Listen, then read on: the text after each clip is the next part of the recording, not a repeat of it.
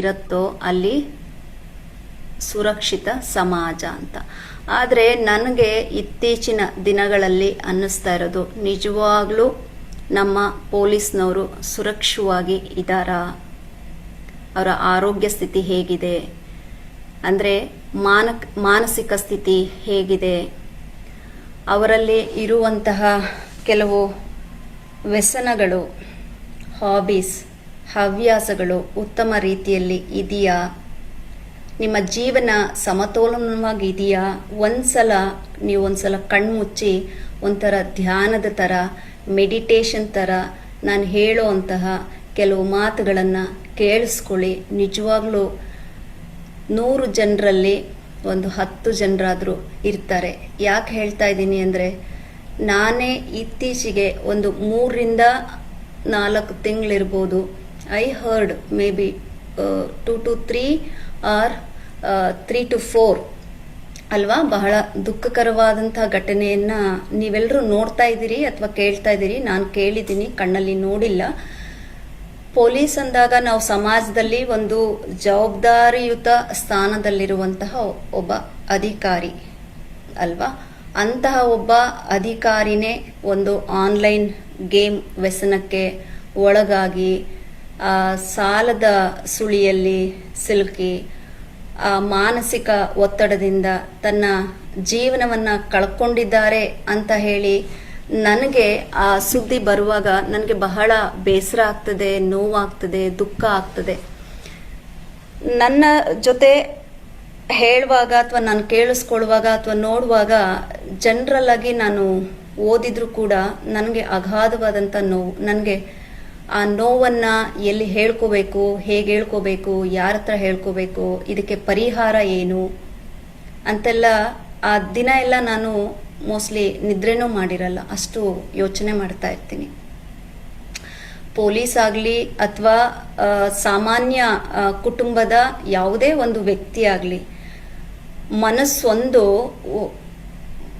ಒಂದು ಹಾದಿ ತಪ್ಪಿದ್ರೆ ಅಥವಾ ನಿಯಂತ್ರಣ ತಪ್ಪಿದ್ರೆ, ಯಾವುದಾದರೂ ನಮಗೆ ಅರಿವಿಲ್ಲದೆ ಒಂದು ಕೆಟ್ಟ ಚಟಗಳಿಗೆ ಬಲಿಯಾದಾಗ ಆ ಬಲೆ ಒಳಗಡೆ ನಾವು ಸಿಕ್ಕೊಂಡಾಗ ನಾವು ಸುರಕ್ಷಿತ ಅಂತ ಯಾವತ್ತೂ ಅನ್ಸಲ್ಲ. ಹೇಗೆ ಶುರುವಾಗುತ್ತೆ ಈ ವ್ಯಸನಗಳು? ನಿಮಗೂ ಗೊತ್ತಿದೆ. ಬೀಡಿ ಸೇದೋನು ಒಂದು ಬೀಡಿ ಸೇದನ ಟ್ರಯಲ್ ಮಾಡೋಣ, ಎಣ್ಣೆ ಹೊಡಿಯೋನು ಒಂದು ಪೆಗ್ ಹೊಡಿಯೋ, ಪರವಾಗಿಲ್ಲ, ಏನೂ ಆಗಲ್ಲ, ರೈಟ್? ಅದೇ ಥರ ಎಣ್ಣೆ ಹೊಡೆದ್ರೂ ಅಪರೂಪಕ್ಕೆ ಎಕ್ಸ್ಕ್ಯೂಸ್ ಇದೆ. ಆದರೆ ಈಗ ಏನು ನಾವು we are herding online gaming, gambling ಅಂತ ಏನು ಹೇಳ್ತೀವಿ, ಅಂತಹ ವ್ಯಸನಕ್ಕೆ ನಿಜವಾಗ್ಲೂ ಪರಿಹಾರ ಇಲ್ಲ ಬೇರೆಯವರಿಂದ. ನಿಮ್ಮೊಳಗೆ ಮಾತ್ರ ಪರಿಹಾರ ಇದೆ. ಇದು ಹೇಗೆ ಶುರುವಾಗುತ್ತೆ ನಿಮಗೆ? ಫಸ್ಟು ಸ್ವಲ್ಪ ಹೊತ್ತು ಆಡೋಣ ಅಂತ ನೀವು ಶುರು ಮಾಡಿರ್ತೀರಿ, ಒಂದು ಗೇಮ್ ಆಡೋಣ ಅಂತ ಶುರು ಮಾಡ್ತೀರಿ. ನನ್ನ ಪ್ರಕಾರ ಒಂದು ಗೇಮ್ ಅಂತ ನೀವು ಶುರು ಮಾಡಿದ್ರೆ ಈಗ 50, 100, 200 ಅನ್ನೋದೆಲ್ಲ ಹೊರಟೋಯ್ತು. ಸಾಧ್ಯ ಆದರೆ ನಾನು ಮಾತಾಡೋದನ್ನ ನೀವು ರೆಕಾರ್ಡ್ ಮಾಡಿ ಇಟ್ಕೊಳ್ಳಿ, ಪದೇ ಪದೇ ಕೇಳಿಸ್ಕೊಳ್ಳಿ. ನಾನು ಮಾತಾಡೋದು ಕೇಳಿಸ್ತಾ ಇದೆಯಾ? ಎಲ್ಲರಿಗೂ ವಾಯ್ಸ್ ಕೇಳಿಸ್ತಾ ಇದೆಯಾ? ಎಸ್ ಅಂದರೆ ಎಸ್ ಅಂತ ಕೊಡಿ. ನೇರವಾಗಿ ಕೂತ್ಕೊಳ್ಳಿ, ಸಾಧ್ಯ ಆದಷ್ಟು ನೇರವಾಗಿ ಕೂತ್ಕೊಳ್ಳಿ. ಎಲ್ಲರೂ ಅಟೆನ್ಷನ್ ಈ ಕಡೆನೇ ಇರಲಿ. ಕೇಳಿಸ್ಕೊಳ್ಳಿ. ನಿಮಗೆ ನೋಡಿ ಕೇಳಿಸ್ಕೊಳಕ್ ಆಗ್ತಾ ಇಲ್ಲ ಅಂದ್ರೆ ಕಣ್ಮುಚ್ಚಿ, ನಾನು ಹೇಳದ್ನಲ್ಲ, ಒಂದು ಧ್ಯಾನದ ರೀತಿ ನಾನು ಹೇಳೋವಂಥ ವಿಚಾರವನ್ನ ನೀವು ಕೇಳಿಸ್ಕೊಳ್ಳಿ. ಹೇಳ್ತಾ ಇದ್ನಲ್ಲ, ಒಂದು ಗೇಮ್ ಆಡೋಣ, ಸ್ವಲ್ಪ ಹೊತ್ತು ಆಡೋಣ, ಅಥವಾ ಇವತ್ತು 100, 200 ಅನ್ನೋದು ನಮ್ಮ ಕೈನಲ್ಲಿ ಇಲ್ಲ. ನಾವು ಏಕ್ದುಮ್ 1000 ರೂಪಾಯಿಗೆ ಹೋಗ್ತೀವಿ. 1000 ರೂಪಾಯಿ ನೀವು ಕಳ್ಕೊಳ್ತೀರಾ. ನೆಕ್ಸ್ಟ್ ಏನಾಗುತ್ತೆ, ಕಳ್ಕೊಂಡಿರೋದನ್ನ ನಾನು ವಾಪಸ್ ತಗೋಬಿಡೋಣ, ಓಕೆ, ಈ ಸಲ ನಾನು ಗೆದ್ರೆ ಹಣ ವಾಪಸ್ ಬರುತ್ತೆ ಅಂತ ಹೇಳಿ ಮತ್ತೆ ನಿಮ್ಮಲ್ಲಿ ಒಂದು ಕೆಟ್ಟ ಆಸೆ ನಿಮ್ಮಲ್ಲಿ ವೃದ್ಧಿ ಆಗ್ತಾ ಹೋಗುತ್ತೆ. ಹೌದಲ್ಲ? ನಿಜನಾ? ಯೂಶುವಲ್ ಆಗಿ ಮನುಷ್ಯನ ಸಹಜ ಆಸೆಯ ಒಂದು ಮನೋಧರ್ಮ. ಆದ್ರೆ ಮನಸ್ಸಿನ ಆಸೆ ಯಾವತ್ತೂ ಸಾಕು ಅಂತ ಹೇಳೋದಿಲ್ಲ. ಯಾವತ್ತಾದ್ರೂ ಮನಸ್ಸಿನ ಆಸೆ ಸಾಕು ಅಂತ ಹೇಳಕ್ ಸಾಧ್ಯನೇ ಇಲ್ಲ. ನಾನೇನಾದ್ರೂ ಇವತ್ತು ಗೆದ್ದೆ, ನಾನಿವತ್ತು 1000 ರೂಪಾಯಿಯನ್ನ ನಾನಿವತ್ತು ಗೆದ್ದೆ ಅಂತ ಹೇಳಿದ್ರೆ ಮನಸ್ಸಿಗೆ ಇನ್ನಷ್ಟು ಬೇಕು ಅನ್ನೋ ಆಸೆ ಹೇಳುತ್ತೆ. ಹೌದಲ್ಲ? ನಿಜ ಅಲ್ಲ ನಾನು ಹೇಳ್ತಾ ಇರೋದು? ಟ್ರೂ ಅಲ್ಲ? ಇನ್ ಸ್ವಲ್ಪ ಬೇಕು ಅನ್ನೋ ಆಸೆ ಬರುತ್ತೆ. ಸೋತೆ ಅಂತ ಇಟ್ಕೊಳ್ಳಿ, ಆ ಕಳ್ಕೊಂಡಿರೋದನ್ನ ನಾನು ಮರಳಿ ಮತ್ತೆ ಪಡಿಬೇಕು ಅಂತ ಹೇಳಿ ಮತ್ತೆ ಮತ್ತೆ ಹೋಗ್ತಾನೆ. ಹೀಗೆ ಅಲ್ಲ ಗೇಮ್ಗಳೆಲ್ಲ ಬರೋದು, ಚಟಗಳೆಲ್ಲ ಬರೋದು ಗೇಮಿಗೆ ಸಂಬಂಧಪಟ್ಟಂತಹ. ಓಕೆ, ಸೊ ಹಾಗಾಗಿ ಇಲ್ಲಿ ಏನಾಗ್ತಾ ಇದೆ ಜನರ ಜೀವನದಲ್ಲಿ, ನಾನು ಬರೀ ಇಲಾಖೆಯನ್ನೇ ಕುರಿತು ಈಗ ನಾನು ಮಾತಾಡ್ತೀನಿ, ಹೊರಗಿಂದ ಯಾವುದು ವಿಚಾರವನ್ನ ಮಾತಾಡಲ್ಲ. ಯಾಕಂದ್ರೆ ನಾವು ಸಂಪೂರ್ಣವಾಗಿ ಅಫಿಷಿಯಲ್ ಆಗಿ ಇಲಾಖೆ ಮತ್ತು ನಾನು ಮಾತ್ರ ಇರೋದ್ರಿಂದ ಇಲ್ಲಿ ಏನಾಗ್ತಾ ಇದೆ, ಓವರ್ ಆಲ್ ಮನುಷ್ಯ ಅಂತ ತಗೊಂಡ್ರೆ ಮನುಷ್ಯ ಆಟವನ್ನ ಆಡ್ತಾ ಇಲ್ಲ. ಓಕೆ, ಆ ಆಟ ನಿಮ್ಮನ್ನ ಆಡ್ಸೋದಿಕ್ಕೆ ಶುರುವಾಗತ್ತೆ. ನೀವು ಆಟ ಶುರು ಮಾಡ್ತೀರಿ, ಕೊನೆಗೆ ಏನಾಗುತ್ತೆ ಅಂದ್ರೆ ಆ ಆಟ ನಿಮ್ಮನ್ನ ಆಡ್ಸೋದಕ್ಕೆ ಪ್ರಾರಂಭ ಮಾಡುತ್ತೆ. ಓಕೆ, ಯಾಕೆ ಆ ಥರ ಆಡ್ಸೋಕೆ ಶುರು ಮಾಡುತ್ತೆ ಅಂದ್ರೆ, ನಾವು ಪೊಲೀಸ್ನವ್ರು ಏನ್ ಮಾಡ್ತೀವಿ ಅಂದ್ರೆ, sorry to say police but I have no way. Okay, ಮನುಷ್ಯ ಅಂತ ಅನ್ಕೊಳ್ಳೋಣ. ಮನುಷ್ಯ ಎಕ್ಸಾಂಪಲ್ ನಾನು ನನ್ನ ಮೇಲೆ ಹಾಕೊಳ್ತೀನಿ. ನಾನು ತಗೊಳ್ತಾ ಇರೋಂತಹ ಸಂಬಳಕ್ಕಿಂತ ನಾನು ದೊಡ್ಡ ಕನಸನ್ನ ಕಾಣೋದು. ಓಕೆ, ಹೌದಲ್ಲ? ನಾನು ತಗೊಳ್ತಾ ಇರೋ ಸಂಬಳಕ್ಕಿಂತ ದೊಡ್ಡ ಕನಸನ್ನ ಕಾಣುವಂಥದ್ದು ಒಂದು. ಇದು ನಿಮ್ಗೆ ಸ್ವಲ್ಪ ಕಠಿಣ ಅಂತ ಅನ್ಸ್ಬೋದು, ಆದ್ರೆ ಸತ್ಯ ಯಾವತ್ತು ಕಹಿ ಮತ್ತು ಕಠಿಣ ಅಂತ ನಿಮ್ಗೆ ಗೊತ್ತಿದೆ. ನಿಮ್ಮ ಸಂಬಳ ಎಷ್ಟು ಇರುತ್ತೆ, ಓಕೆ, ಆ ಮಟ್ಟದಲ್ಲಿ ಮಾತ್ರ ಬದುಕದನ್ನ ನಾವು ಕಲಿಬೇಕು. ನಿಮ್ಗೆ ಎಷ್ಟು ಸಂಬಳ ಇರುತ್ತೆ. ಈಗ ಎಕ್ಸಾಂಪಲ್ ಕಾನ್ಸ್ಟೇಬಲ್ ಸ್ಯಾಲ್ರಿ 40-50, ಮ್ಯಾಕ್ಸಿಮಮ್ 60,000 ಇರ್ಬೋದು. ಕರೆಕ್ಟಾ? ನನಗೆ ಗೊತ್ತಿಲ್ಲ, ಸರಿಯಾಗಿ ಗೊತ್ತಿಲ್ಲ, ಅಂದಾಜಲ್ಲಿ ಹೇಳ್ತಾ ಇದ್ದೀನಿ. ಒಬ್ಬ ಫಾಲೋಯರ್ ಒಂದು 22-30,000 ಇರ್ಬೋದು. 30,000 ಸಂಬಳ ತಗೊಳ್ಳೋನು ಅಥವಾ 50,000, ಆವ್ರೇಜ್ ಆಗಿ 50,000 ಸಂಬಳ ತಗೊಳ್ಳೋನು 1,00,000 ಸಂಬಳ ತೆಗೆದುಕೊಳ್ಳುವವನ ಈಕ್ವಲ್ ಆಗಿ ಜೀವನವನ್ನ ನಡೆಸೋದಕ್ಕೆ ಪ್ರಯತ್ನ ಮಾಡ್ತಾರಲ್ಲ, ಅದು ನಮ್ಮನ್ನ ಈ ರೀತಿ ಸಾಲ ಮಾಡೋ ರೀತಿ ಮಾಡುತ್ತೆ. ಸಾಲ ಮಾಡಿದ್ರೆ ಏನೆಲ್ಲ ಆಗತ್ತೆ ಹೇಳಿ? ಸಾಲ ಮಾಡಿದ ತಕ್ಷಣ, ನಿಮ್ಗೆಲ್ಲರಿಗೂ ಸಾಲ ಮಾಡಿದ ತಕ್ಷಣ ಫಸ್ಟ್ ನಮ್ಮಲ್ಲಿ ಆತಂಕ ಅನ್ನೋದು ಶುರುವಾಗುತ್ತೆ. ಸ್ಟಾರ್ಟಿಂಗ್ನಲ್ಲೇನೋ ನಾವು ಮಾಡ್ಕೊಂಡ್ಬಿಡ್ತೀವಿ. ಸಾಲ ಬಂತು ಅಂತ ಅಂದ್ರೆ ಸಾಲದ ನಂತರ ಅದ್ರ ಹಿಂದೆನೆ ಫಾಲೋ ಮಾಡುವಂಥದ್ದು ನಮ್ಮಲ್ಲಿ ಆತಂಕ. ಅದೇ ಅನ್ಎಕ್ಸೈಟಿ ಅಲ್ವಾ? ಆ ಆತಂಕ ನಿಮ್ಮಲ್ಲಿ ಇದೆ ಅಂದ್ರೆ ಕಳಿಸ್ತಿರ್ತೀರ ನಿದ್ರೆ ಬರಲ್ಲ ಅಂತ. ಓಕೆ, ನಿಮ್ಮಲ್ಲಿರೋ ನಿದ್ರೆ ಹೊರಟೋಗುತ್ತೆ. ನಿದ್ರೆ ಹೋಯ್ತು ಅಂತಂದ್ರೆ ನಿಮ್ಮ ಮನಸ್ಸು ಕುಸ್ತೋಗುತ್ತೆ. ನಿದ್ರೆ ಇಸ್ ವೆರಿ ಇಂಪಾರ್ಟೆಂಟ್. ಯಾಕೆ ಮೈಂಡ್ ವೀಕ್ ಆಗುತ್ತೆ ಅಂದ್ರೆ ಪ್ರಾಪರ್ ಸ್ಲೀಪ್ ಮಾಡಿರಲ್ಲ.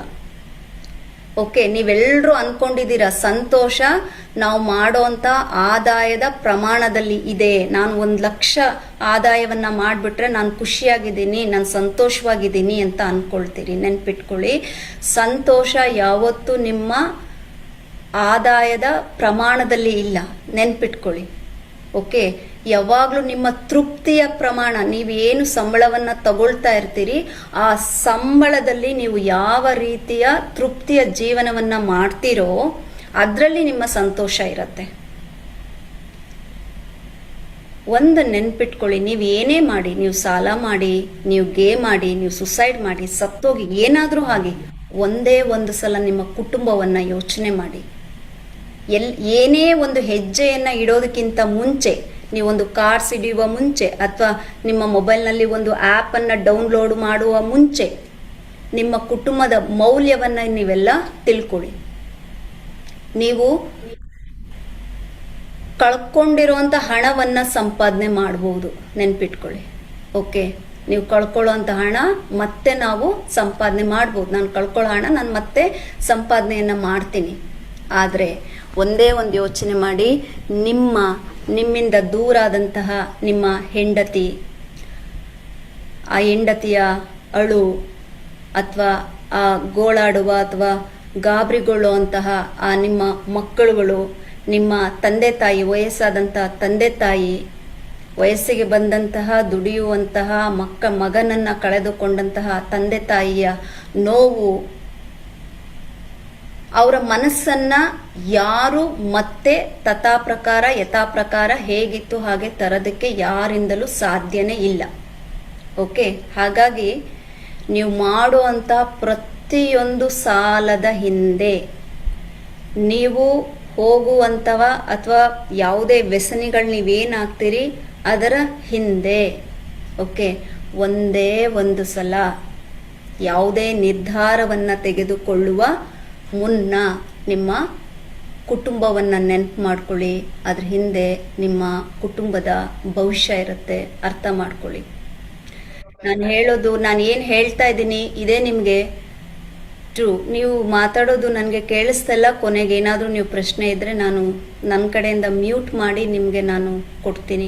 ಓಕೆ, ಹಾಗಾಗಿ ಯಾವುದೂ ನಿರ್ಧಾರವನ್ನು ನೀವು ತಗೊಬೇಡಿ. ಆಯಿತು, ಏನೋ ನಿಮಗೆ ಅರಿವಿಲ್ಲದೆ ಯಾವುದೋ ಒಂದು ವ್ಯಸನಗಳಿಗೆ ನೀವು ಹೊರಟೋಗ್ಬಿಟ್ರಿ ಅಥವಾ ಸಾಲ ಮಾಡಿಬಿಟ್ರಿ ಅಂತ ಇಟ್ಕೊಳ್ಳಿ. ಓಕೆ, ಸೊ ಈಗ ಎಕ್ಸಾಂಪಲ್, ನಾನು ಮಾಡ್ತಾ ಇರೋವಂಥ ಕೆಲಸದಿಂದ ನನ್ನ ಕುಟುಂಬಕ್ಕೆ ಗೌರವ ಇದೆಯಾ ಒಂದ್ಸಲ ಯೋಚನೆ ಮಾಡ್ಕೊಳ್ಳಿ ನೀವು. ಅಥವಾ ನೋವಿದೆಯಾ? ನಿಮ್ಮ ಹಿಂದಿರುವ ನಿಮ್ಮ ಎಲ್ಲ ಕುಟುಂಬ ಸದಸ್ಯರಿಗೂ ನಿಮ್ಮ ಬಗ್ಗೆ ಹೆಮ್ಮೆ ಇದೆ ಅಲ್ವಾ? ಸೊ ಹಾಗಾಗಿ ಯಾವುದೇ ವ್ಯಸನಕ್ಕೆ ನೀವು ದಾಸರ ಆಗಬೇಡಿ. ಆದರ ವ್ಯಸನಕ್ಕೆ ಹೋಗಿ ಆಗ್ಬಿಟ್ಟಿದೆ, ವ್ಯಸನಿಗಳು ನಾವು ಆಗೋಗ್ಬಿಟ್ಟಿದ್ದೀವಿ, ಸಾಲಗಾರ ನಾನು ಆಗೋಗ್ಬಿಟ್ಟಿದ್ದೀನಿ, ನಾನು ಸಾಲವನ್ನ ಮಾಡಿಬಿಟ್ಟಿದ್ದೀನಿ. ಹಾಗಾದರೆ ಅದರಿಂದ ನಾನು ಆಚೆ ಹೇಗೆ ಬರಬೇಕು? ಆಗೋಗ್ಬಿಟ್ಟಿದೆ, ಆಗೋಗಿರೋದಕ್ಕೆ ನಾವೇನೂ ಮಾಡೋಕ್ಕಾಗಲ್ಲ ಅಲ್ವಾ? ಸೊ ಆ ಸಮಸ್ಯೆನ ನೀವು ಒಪ್ಕೋಬೇಕು. ನಾನು ತಪ್ಪು ಮಾಡಿದ್ದೀನಿ, ನಾನು ವ್ಯಸನಿ ಆಗಿದ್ದೀನಿ, ನಾನು ಸಾಲಗಾರನಾಗಿದ್ದೀನಿ, ನನ್ನ ಸಾಲವನ್ನು ನಾನು ಮಾಡಿದ್ದೀನಿ ಅಂತ ಒಪ್ಕೊಳ್ಳಿ. ವ್ಯಸನ ಇಲ್ಲ ಅಂತ ಯಾವತ್ತೂ ನೀವು ನಿರಾಕರಣೆ ಮಾಡಬೇಡಿ. ನಾನು ಗೇಮಿಂಗ್ ಆಡ್ತಾ ಇಲ್ಲ ಅಂತ ಹೇಳಕ್ ಹೋಗ್ಬೇಡಿ. ನಾನು ಬೆಟ್ಟಿಂಗ್ ಆಗಿಲ್ಲ ಅಂತ ಹೇಳಕ್ ಹೋಗ್ಬೇಡಿ. ಎಲ್ಲರ ಹತ್ರನೂ ಮೊಬೈಲ್ ಇದೆಯಾ ಇವಾಗ? Do you have mobiles?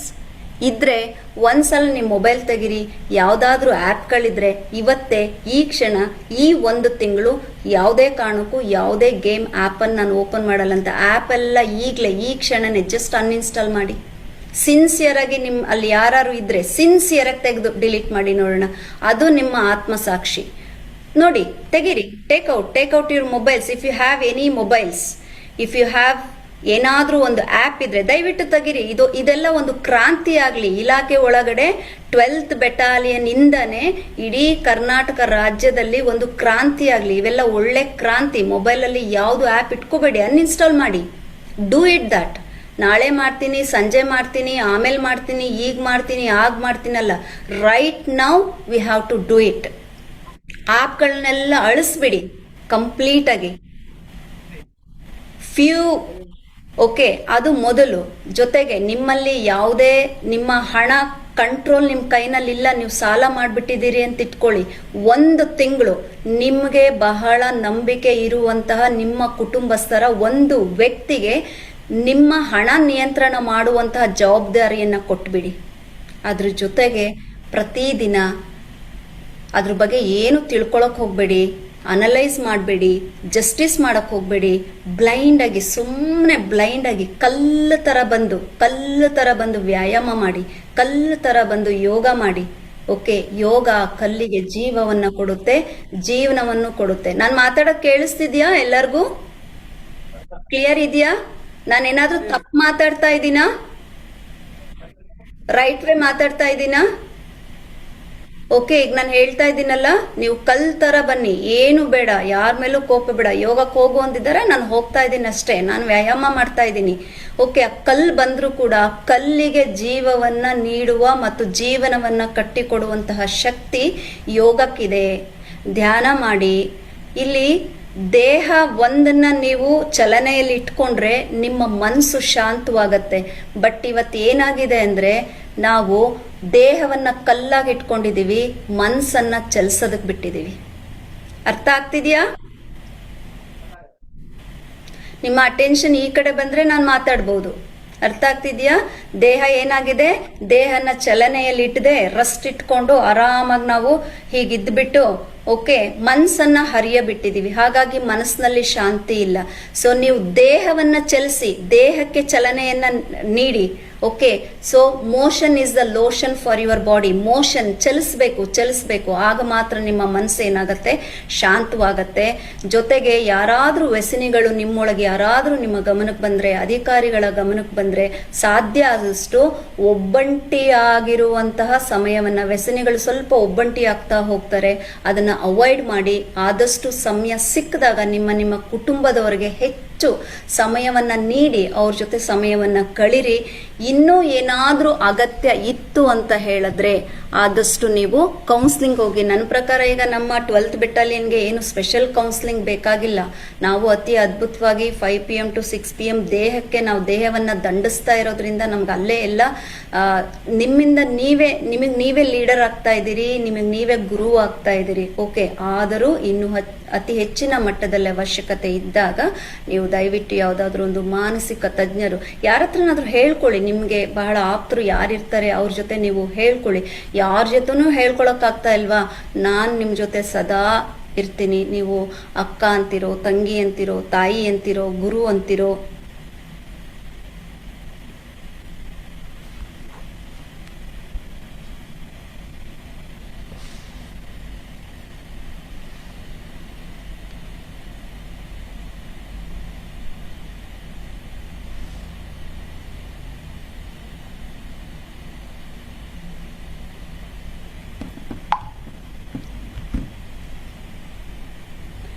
Video of ಆಯ್ತು. ಕೇಳಿಸ್ತಿದ್ಯಾ?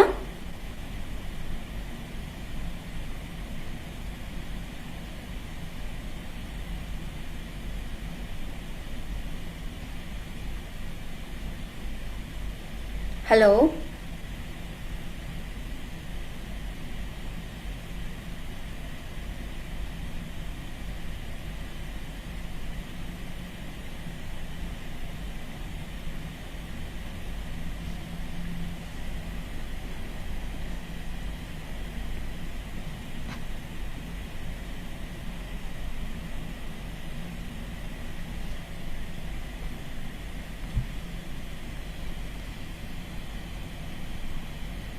ಕೇಳಿಸ್ತಾ ಇದೆಯಾ?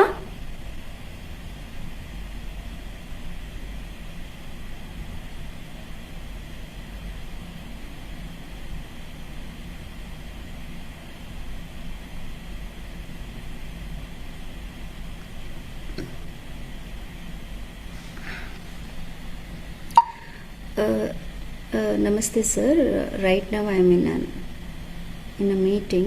I call you back after meeting. Thank you.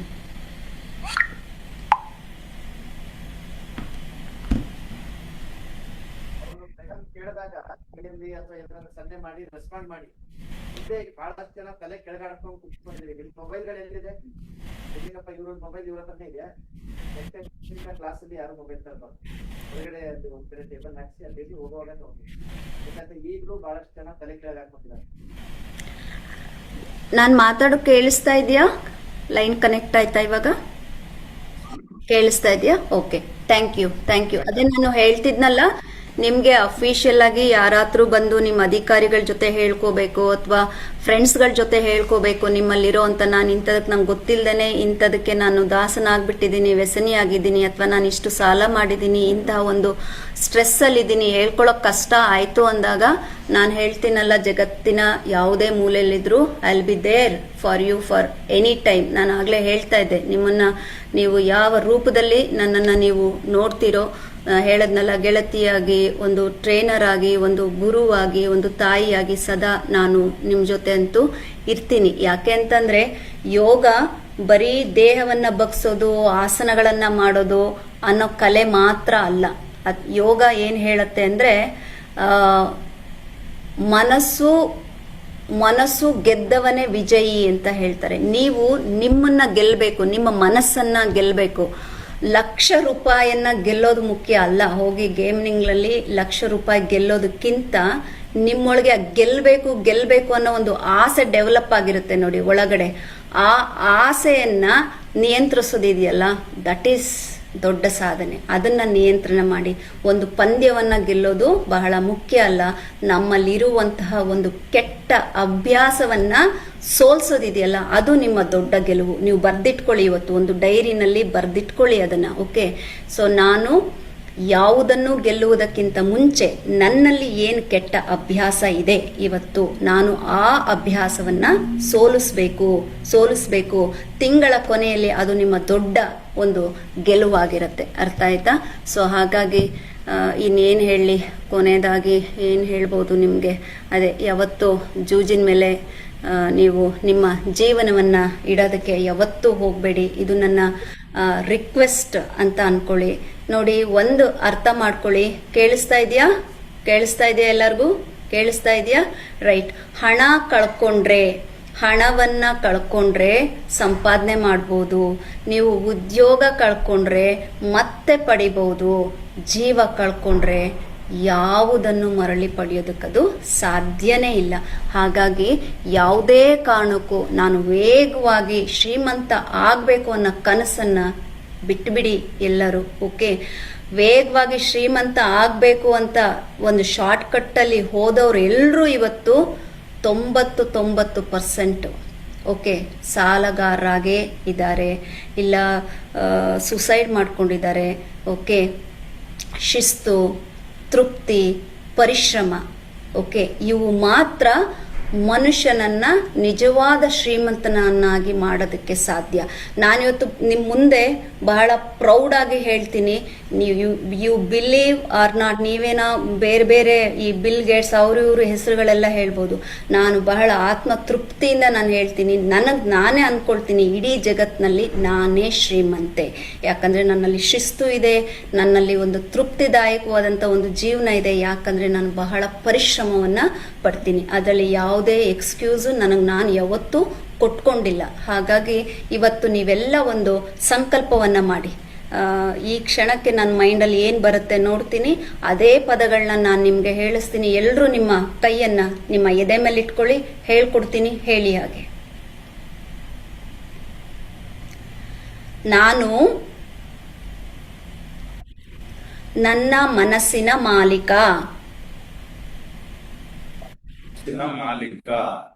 ಯಾವುದೇ ವ್ಯಸನದ ದಾಸನಲ್ಲ.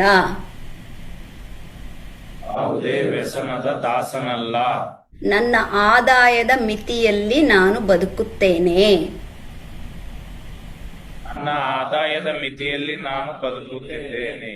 ನನ್ನ ಕುಟುಂಬದ ಸಂತೋಷವನ್ನು ಮೊದಲ ಆದ್ಯತೆಯಾಗಿ ನೀಡಿ ನನ್ನ ವೃತ್ತಿ ಜೀವನವನ್ನು ಸೇವಾ ಮನೋಭಾವನೆಯಿಂದ ಕರ್ತವ್ಯವನ್ನ ನಿಭಾಯಿಸುತ್ತೇನೆ.